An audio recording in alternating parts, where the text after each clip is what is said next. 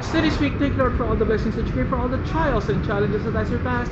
Shout out to my family, Nicole Hadebe, my mother, Freya Borok, Sindo Abebe, Chichen, and Kel. Shout out to each and every one of you who never get tired of my masterpieces, to all my viewers, and to all my silent subscribers out there, hi, hi, hi. And to all my new subscribers for today, thank you very much, each and every one of you. To all my 10 lovely countries, hello, hello, hello. And guys, I just wanna finish my reviews for Abigail movie.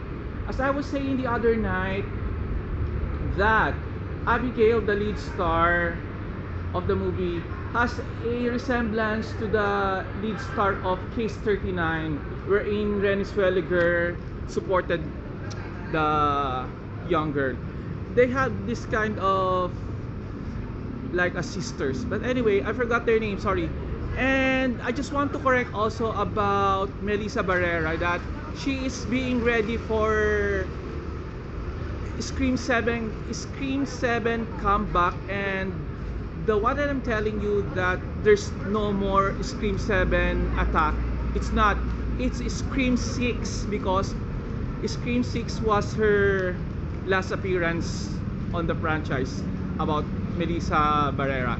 And Melissa did her best in this film, because aside from cutting her hair, and as what I tell you, there's no more a character of Melissa Barrera on screen. I forgot the name